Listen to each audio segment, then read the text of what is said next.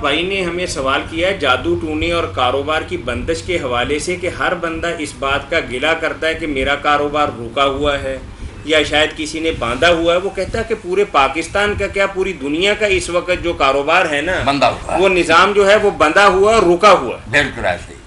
اور ہر آدمی جو ہے بے شک صنعت کار ہو بحران ہے پوری دنیا، یعنی ٹریڈنگ کرنے والا ہو یا مینوفیکچرنگ کرنے والا ہو، تو ہر آدمی اپنی سطح پہ بہت ہی پریشان ہے. تو کیا پوری دنیا کا ہی کسی نے نظام باندھ دیا کہ کوئی نہیں باندھ سکتا. واللہ یقبض و یبسط، اللہ کہتا ہے میں ہی باندھ. پھر ہم اپنے طور پر کیوں سمجھتے ہیں اگر 4 دن اچھے آتے ہیں تو بالکل ہم عقیدہ نہیں نا درست، ایمان خراب ہیں ان لوگوں کے.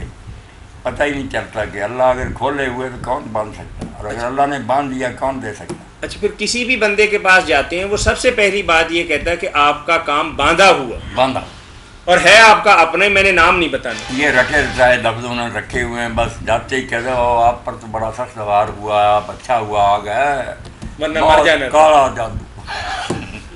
بیوقوف لوگ پھنستے رہتے، کوئی چیز نہیں کی ہے، بالکل ٹھگ ہے. مٹھیوں میں سے دودھ نکال دیں گے، ادھر کوئی چیز اور دوسری جیب سے انڈا نکال دیا. یہ سارے میرے دوست ڈاکٹر جان صاحب اور ان کے بھائی بشیر، انہوں نے 400-500 چیزیں آپ تجربہ کی، اس بارے میں ایکسپرٹ ہے. سب ڈھونڈا انہوں نے کہ ہوتا کیا یار، اچھا بڑا آدمی دھوکہ کھا جائے، سب رات مارو. میں نے تو انہیں کہا یار اس پر کتاب ہی لکھ دو، کم از کم لوگوں سے ایمان بھی درست. ہم بھی بھول جاتے ہیں کہ کیا کیا یار اس نے، یہ ہو گیا کہ آگ لگ گئی تعویذ سے یار. ڈاکٹر جان محمد صاحب 79 والے میرے کو انہوں نے عمر ہی اسی پر گزاری کہ اللہ کہتا ہے یہ بات یہ کیا ہو رہا کہ لوگ ایسا کر کے دکھا دیتے. سب ڈھونڈ لیا، چلاکی ہے، یہ چیز استعمال کر لیتے ہیں جس سے آگ بھی لگ جاتی ہے. تعویذ جو ہاتھ میں لینا وہ آگ لگ گئی، وہ ایک مسالہ لگایا، بہت محنت کی انہوں نے. سب ٹھگ جو انہوں نے ان کا راز معلوم کر لیا. نہیں مولانا، ایک بندہ ہوتے ماہر ہیں، اگر ہر کوئی سمجھ لے تو پھر ان کا کھیل کیوں کامیاب. چلاکی ہے بڑی، نہیں ان کی بڑی ذمہ دارانہ چالاکی ہے اور بڑی سوجھ بوجھ کے ساتھ کام کرتے ہیں.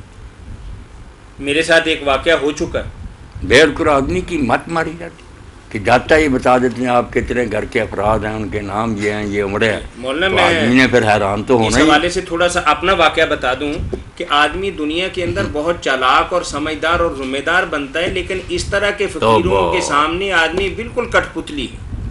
بہت عرصے کی بات ہے کہ ایک صاحب میرے دفتر کے اندر تشریف لائے اور آتے ہی انہوں نے مجھے کہا، بڑے من کے شن کے ڈالے ہوئے تھے، بڑے پہنچے ہوئے بزرگ نظر آ رہے تھے. میرے والد صاحب اور دوست کچھ بیٹھے تھے، وہ کہتے تھے کہ آپ سے ایک راز کی بات کرنی ہے، ان کو نکال. تو میں نے بے ادبی کرتے ہوئے اپنے والد صاحب کو بھی کہا کہ دوسرے کمرے میں تشریف لے جائیں، اپنے دوست کو بھی وہاں بھجوا دیا. تو تھوڑی دیر کے بعد اس صاحب نے کہا کہ میں آپ کی یہاں سے انگلی کاٹ لوں. ہاں، میں نے کہا، میں بالکل ایسے تھا کہ جیسے کٹ پتلی یا ایسا آدمی کہ جس کے اندر اپنی قوت ارادہ بالکل نہیں نہ کرنے کی طاقت. اس نے کہا کہ میں انگلی کاٹ لوں. میں نے کہا ہاں کاٹنی. اس نے کہا یہاں سے ہاتھ کاٹ لوں. میں نے کہا کاٹ لو. وہ کہتا ہے قمیض کاٹ دوں. میں نے کہا کاٹ دو. کہتا ہے نہیں، آپ کے نام کی داتا دربار پہ دیگ چڑھانی ہے، کچھ پیسے دے دو. اور ایمانداری کی بات ہے کہ میں نے اپنی جیب سے پیسے نکالے اور کچھ اس طریقے سے نکالے جیسے بندہ اپنے بچوں کو نکالتا ہے کہ بڑا نوٹ نہ دیکھ لے، چھوٹا نوٹ نکالتا ہوں، یا پیسے کھسکا کے نکالتا ہے بڑے دھیان اور ذمہ داری کے ساتھ. تو اس نے کہا کہ نہیں، وہ جو نوٹ آپ نے اندر ہی اندر پرے کیا وہ بھی نکال کے دیں. میں نے اس کو نکال کے دے دیا.